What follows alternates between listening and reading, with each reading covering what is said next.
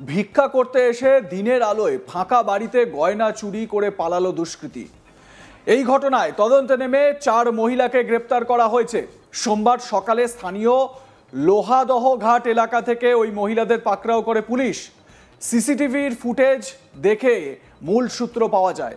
সেই ফুটেজ খতিয়ে দেখে পুলিশ সন্দেহভাজন ওই মহিলাদের চিহ্নিত করে। চাঞ্চল্যকর এই ঘটনাটি ঘটেছে মুর্শিদাবাদের ভরতপুর থানার লোহাদহ ঘাট এলাকায়। পুলিশ সূত্রে খবর, সম্প্রতি আমলাই গ্রামের শিখা দের বাড়িতে চুরির ঘটনা ঘটে। এরপর ভরতপুর থানায় অভিযোগ দায়ের করা হলে পুলিশ তদন্ত শুরু করে। সিসিটিভিতে যে ফুটেজ পাওয়া যায় সেই ফুটেজ দেখেই মূল সূত্র পাওয়া যায়। পুলিশের হাতে সেই তথ্য চলে আসে। সেই ফুটেজ খতিয়ে দেখে পুলিশ সন্দেহভাজন মহিলাদের চিহ্নিত করে। সোমবার 3রা নভেম্বর সকালে লোহাদহ ঘাট এলাকায় পুলিশ ফের সিসিটিভিতে ওই 4 মহিলাকে একসঙ্গে ঘোরাফেরা করতে দেখতে পায়। সঙ্গে সঙ্গে পুলিশ সেখানে পৌঁছে তাদের জিজ্ঞাসাবাদ শুরু করে এবং নিশ্চিত হয়ে যায় এবং তারপরই তাদেরকে গ্রেপ্তার করে। কান্দি এসডিপিও শাস্ত্রেক আম্বারদার জানিয়েছেন, ধৃতদের কাছ থেকে প্রায় 40 গ্রাম সোনা, 187 গ্রাম ওজনের রূপোর গয়না উদ্ধার করা হয়েছে। এছাড়াও 4টি মোবাইল ফোনও বাজেয়াপ্ত করা হয়েছে। গ্রেপ্তার হওয়া 4 মহিলা চন্দ্রবতী দেবী, তারণী বেদ, চাঁদনী বেদ এবং প্রভা বেদ, তারা প্রত্যেকেই ঝাড়খণ্ডের বাসিন্দা বলে জানা গিয়েছে। পুলিশের অনুমান এই দলে আরও সদস্য রয়েছে, যাদের মূল কাজ হলো ভিক্ষাবৃত্তির আড়ালে ফাঁকা বাড়িতে নজরদারি চালানো এবং সুযোগ বুঝে গয়না লুট করা। এই সেই উদ্ধার হওয়া গয়না, যেগুলো এই 4 মহিলাকে আটক করার পর, গ্রেপ্তার করার পর তাদের কাছ থেকে পুলিশ উদ্ধার করতে পেরেছে এবং এই মোবাইলগুলো উদ্ধার করা হয়েছে এদের কাছ থেকে।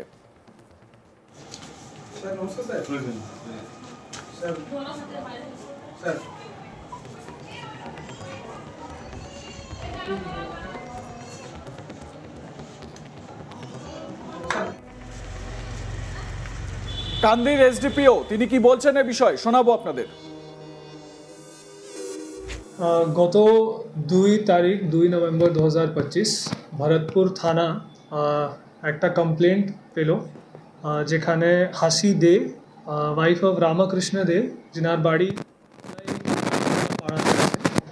ওনারা আমাদেরকে জানালেন যে গত 31 অক্টোবর 2025 রাতে যখন ওনারা ওদের আত্মীয়র বাড়িতে যান, তখন পিছনে বাড়িতে কেউ ছিল না। আর তখন ফেরত আসার সময় ওরা দেখছেন যে ওনার বাড়ির ভিতরে যে আলমারির লকার ছিল সেটা ভাঙা অবস্থাতে ছিল, আর ভিতরে যে ওনার jewellery, gold ornaments, silver ornaments এবং কিছু ক্যাশ ছিল সেটা মিসিং ছিল। এই কমপ্লেন্ট ভিত্তিতে আমরা ভরতপুর থানাতে একটা কেস লজ করি।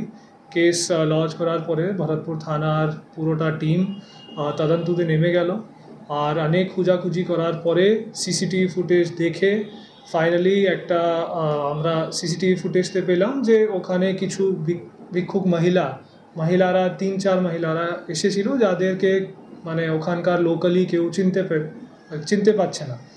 তো এটা আমাদেরকে সাসপিশন লাগলো। তারপরে আমরা ভরতপুর থানা থেকে যতগুলো সোর্স আছে সেটা দেখে আর অনেক টেকনিক্যাল এভিডেন্স খতিয়ে দেখে আমরা আজকে সকালে 2 তারিখ কিছু সোর্স মারফত ইনফরমেশন পেলাম যে এই গ্রুপ যেটা আছে মহিলাদের, এদেরকে আবার দেখা যাচ্ছে লোহাদহ ঘাটের কাছে।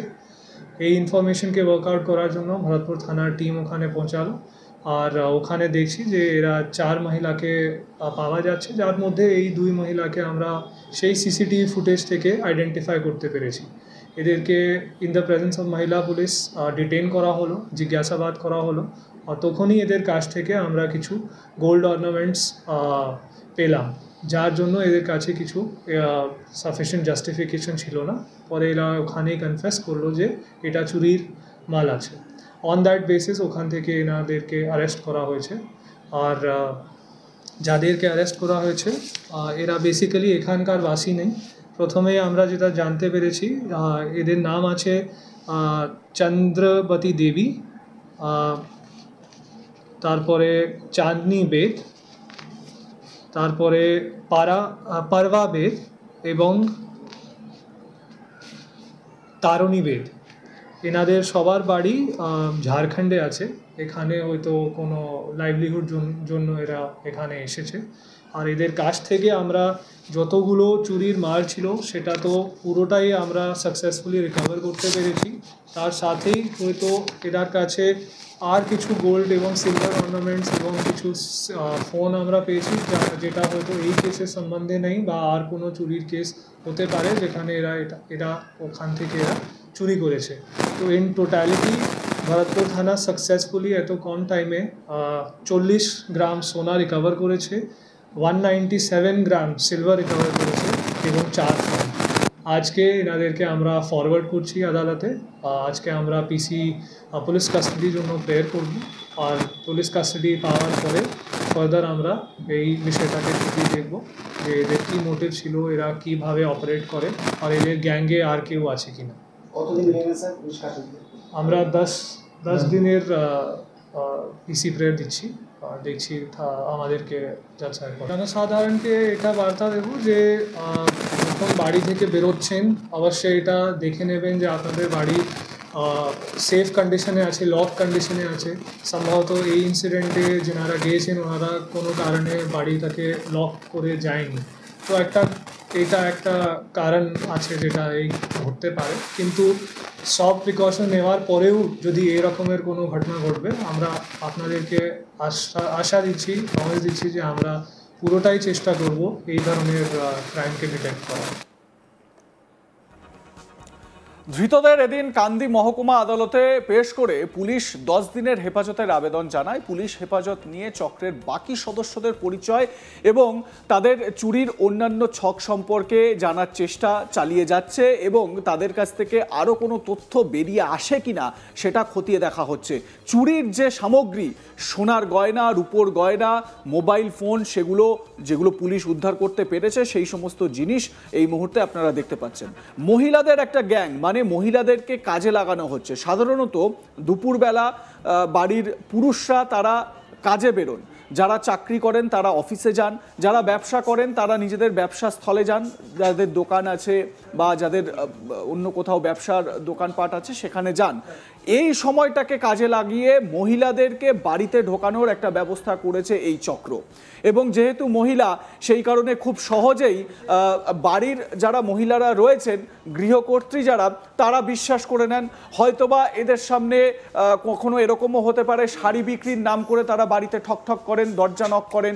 হয়তোবা ইমিটেশনের গয়না বিক্রি করার নাম করে বা হাতের কাজের কোনো সামগ্রী, মাটির কাজের কোনো জিনিস বিক্রি করার নাম করে এরা বাড়িতে ঢোকে। খুব সাবধানতা অবলম্বন করতে হবে এদের থেকে। এই করে তারা কোনো রকম ছদ্মবেশে ঢুকে আপনার বাড়ি পুরো সাফা করে দিয়ে চলে যাবে। দেখতে থাকুন আজ তাক বাংলা। সাবস্ক্রাইব করুন আমাদের ইউটিউব চ্যানেলটি, বেল আইকন প্রেস করুন নোটিফিকেশন পেতে।